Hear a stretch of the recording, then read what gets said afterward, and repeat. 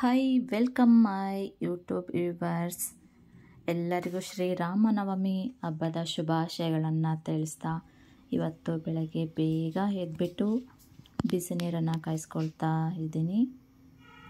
ಬಿಸಿ ನೀರನ್ನು ಕಾಯಿಸ್ಕೊಂಡು ಒಂದು ಲೋಟ ಬೆಚ್ಚಗಿನ ಬಿಸಿ ನೀರನ್ನು ನಾವು ಕುಡಿತಾ ಹೋದರೆ, ಕುಡಿಯೋದು ಸಹ ನಿಂತು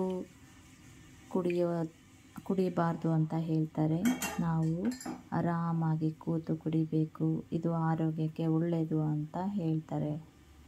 ಇವತ್ತು ರಾಮನವಮಿ ಹಬ್ಬ ಇರೋದರಿಂದ ಎಲ್ಲರಿಗೂ ಶುಭಾಶಯಗಳನ್ನು ಹೇಳಿ, ಜೈ ಶ್ರೀರಾಮ್ ಅಂತ ಹೇಳಿ ಬರೆದ್ಬಿಟ್ಟು, ರಾಮಾಯ ರಾಮ ಭದ್ರಾಯ ರಾಮಚಂದ್ರಾಯ ವೇದಸೆ ರಘುನಾಥಾಯ ನಾಥಾಯ ಸೀತಾಯ ಪತಯೇ ನಮಃ ಅಂತ ಹೇಳಿ ಬರೆದು ಹೇಳ್ಬಿಟ್ಟು ಬೆಳಗಿನ ರಂಗೋಲಿಯನ್ನು ಹಾಕಿ ತಿಂಡಿಯನ್ನು ಮಾಡಲಿಕ್ಕೆ ಇವತ್ತು ಕ್ಯಾಪ್ಸಿಕಮ್ ರೈಸ್ ಬಾತನ್ನು ಮಾಡೋಣ ಅಂತ ಹೇಳಿ ಅನ್ನಕ್ಕೆ ಇಟ್ಬಿಟ್ಟು ಸೈಡಲ್ಲಿ ಮಿಕ್ಸಿ ಜಾರಲ್ಲಿ ಒಂದು ಮೆಣಸಿನಕಾಯನ್ನು ಹಾಕಿ ಶುಂಠಿ ಬೆಳ್ಳುಳ್ಳಿಯನ್ನು ಹಾಕ್ಬಿಟ್ಟು ಜೊತೆಗೆ ಒಂದಿಷ್ಟು ಕೊಬ್ಬರಿಯನ್ನು ಹಾಕಿ ಗ್ರೈಂಡ್ ಮಾಡ್ಕೊಳ್ತಾ ಇದ್ದೀನಿ. ಸೈಡಲ್ಲಿ ಒಂದು ಪ್ಯಾನ್ಗೆ ಎಣ್ಣೆಯನ್ನು ಹಾಕ್ಬಿಟ್ಟು ಸಾಸಿವೆ ಜೀರಿಗೆ ಹಾಕ್ತಾಯಿದ್ದೀನಿ. ಜೊತೆಯಲ್ಲಿ ಕರಿಬೇವನ್ನು ಹಾಕ್ಬಿಟ್ಟು ಕಡಲೆಬೇಳೆಯನ್ನು ಹಾಕಿ ಜೀರ್ಣಕ್ರಿಯೆ ಸರಾಗವಾಗಿ ಆಗಲಿ ಅಂತ ಹೇಳಿ ನಾನು ಹಿಂಗನ್ನು ಹಾಕ್ತೀನಿ. ಹಿಂಗನ್ನು ಹಾಕೋದ್ರಿಂದ ಜೀರ್ಣಕ್ರಿಯೆ ಹೆಚ್ಚಾಗುತ್ತೆ. ಜೊತೆಯಲ್ಲಿ ಉದ್ದಿನ ಬೇಳೆಯನ್ನು ಹಾಕ್ತೀನಿ, ಕಡಲೆಬೇಳೆಯನ್ನು ಹಾಕ್ಬಿಟ್ಟಿದ್ದೀನಿ. ಹೆಚ್ಚಿದಂಥ ಈರುಳ್ಳಿಯನ್ನು ಹಾಕ್ಬಿಟ್ಟು ಚಿಕ್ಕದಾಗಿ ಹೆಚ್ಚಿದಂಥ ಟೊಮೊಟೊನ ಹಾಕ್ತಾಯಿದ್ದೀನಿ. ಕ್ಯಾಪ್ಸಿಕಮನ್ನು ಹಾಕ್ತಾಯಿದ್ದೀನಿ. ಹಸಿರು ಕ್ಯಾಪ್ಸಿಕಮನ್ನು ಹಾಕ್ಬಿಟ್ಟು ರುಚಿಗೆ ತಕ್ಕಷ್ಟು ಉಪ್ಪನ್ನು ಹಾಕಬೇಕು. ನಂತರ ನಾವು ಮಿಕ್ಸಿ ಜಾರಲ್ಲಿ ರುಬ್ಬಿದಂತಹ ಕೊಬ್ಬರಿ ಶುಂಠಿ ಬೆಳ್ಳುಳ್ಳಿ ಪೇಸ್ಟನ್ನು ಹಾಕಿ ಮಿಕ್ಸನ್ನು ಮಾಡಬೇಕು. ಮಿಕ್ಸ್ ಮಾಡಿ ಅರ್ಧ ಟೀ ಸ್ಪೂನು ನಾವು ಏನು ಮಾಡಬೇಕು, ಅರಿಶಿಣವನ್ನು ಹಾಕಬೇಕು.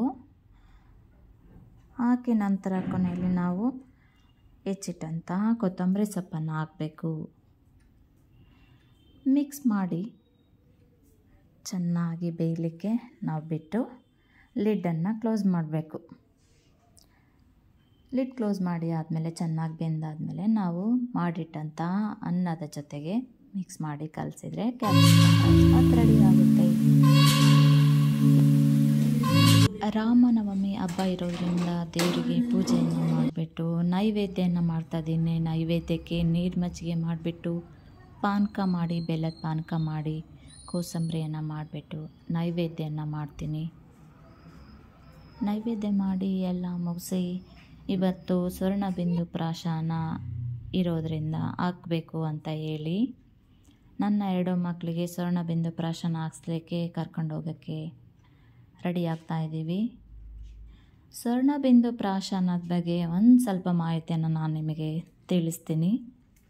ಸ್ವರ್ಣಬಿಂದು ಪ್ರಾಶನದ ಒಂದು ಸಾಮಾನ್ಯ ಮಾಹಿತಿ ಏನಪ್ಪ ಅಂದರೆ, ಹುಟ್ಟಿದಂತಹ 28ನೇ ದಿನದಿಂದ 16 ವರ್ಷದವರೆಗೆ ಪ್ರತಿ ತಿಂಗಳು ಸ್ವರ್ಣಬಿಂದು ಪ್ರಾಶನ ಹಾಕ್ಸ್ಬೇಕು.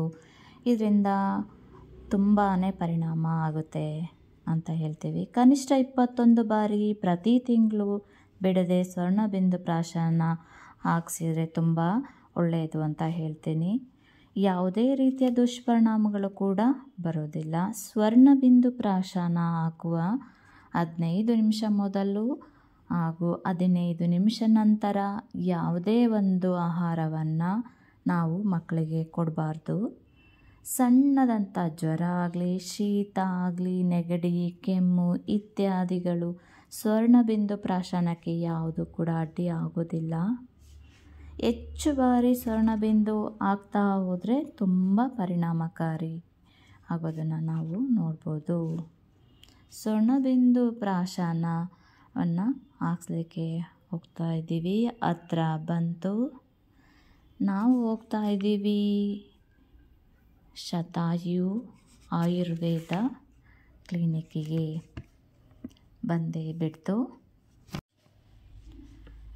ಶತಾಯು ಆಯುರ್ವೇದ ಕ್ಲಿನಿಕ್. ಇಲ್ಲಿ ಎಲ್ಲ ಥರದಂತಹ ಆಯುರ್ವೇದದ ಚಿಕಿತ್ಸೆ ಕೂಡ ಇಲ್ಲಿ ಮಾಡ್ತಾರೆ. ನನ್ನ ಮಗ ಚೋಟುಗೆ ನಿದ್ದೆ ಬಂದುಬಿಟ್ಟಿದೆ. ಇವತ್ತು ಬೆಳಗ್ಗೆಯಿಂದ ಮಲಗಿಲ್ಲ. ಒಳಗೋಗ್ತಾ ಇದ್ದೀವಿ. ಸ್ವರ್ಣಬಿಂದು ಪ್ರಾಶನ ಹಾಕ್ಸ್ಕೊಳ್ಬೇಕು ಅಂತ ಹೋಗ್ತಿದ್ದೀವಿ. ನೋಡ್ಬೋದು ಈಗ ನನ್ನ ಮಗ ನೋಡಿ ಸ್ಲಿಪ್ಪರನ್ನು ಎಷ್ಟು ನೀಟಾಗಿ ಜೋಡಿಸ್ತಾನೆ ಅಂತ.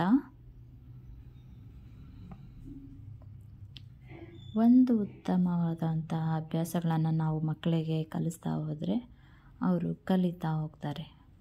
ಪ್ರತಿದಿನ ಪ್ರತಿ ಸ್ಥಳದಲ್ಲೂ ನೀಟಾಗಿ ಸ್ಲಿಪ್ಪರನ್ನು ಜೋಡಿಸಿಡೋದು ಅವನ ಒಂದು ಅಭ್ಯಾಸ. ಸ್ವರ್ಣಬಿಂದು ಪ್ರಾಶನ ಹಾಕ್ಸ್ಲಿಕ್ಕೆ ರೆಡಿ ಆಗ್ತಿದ್ದಾರೆ. ಅವನ ತರಲೆಯನ್ನು ನೋಡ್ಬೋದು ನಾವಿಲ್ಲಿ.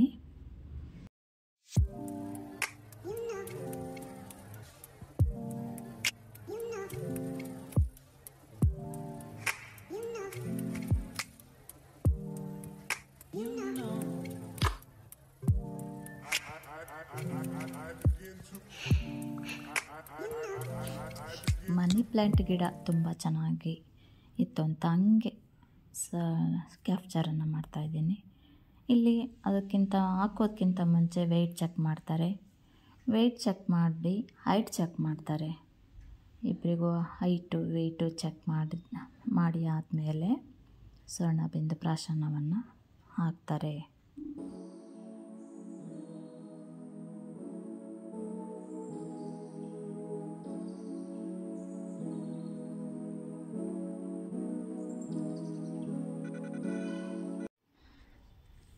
ಇಬ್ಬರಿಗೂ ಹೈಟು ವೆಯ್ಟು ಚೆಕ್ ಮಾಡಿ ನನ್ನ ಚೋಟುಗೆ ಸ್ವರ್ಣಬಿಂದು ಹಾಕಿದ್ರು. ಸ್ವಲ್ಪ ಕಹಿ ಅನಿಸುತ್ತೆ, ಮುಖ ನೋಡ್ತಾರೆ. ಇವರಂತೂ ಮುಖನೇ ಕೊಡಿಬಿಡ್ತಾರೆ ಇವರು. ಫೈನಲಿ ಸ್ವರ್ಣಬಿಂದು ಪ್ರಾಶನ ಇಬ್ಬರಿಗೂ ಹೊಟ್ಟೆಯೊಳಗೋಗಾಯಿತು. ಹೊರಗಿನ ವಾತಾವರಣದಲ್ಲಿ ಸ್ವಲ್ಪ ತರಲೆ ಮಾಡ್ತಿದ್ದಾರೆ ಇಬ್ಬರು. ಮತ್ತೊಮ್ಮೆ ನಮ್ಮ ದೇವರಿಗೆ ನಮಸ್ಕಾರ ಮಾಡಿಬಿಟ್ಟು ಮನೆಗೆ ಬಂದ್ವಿ. ನಮಸ್ಕಾರ ಮಾಡಿ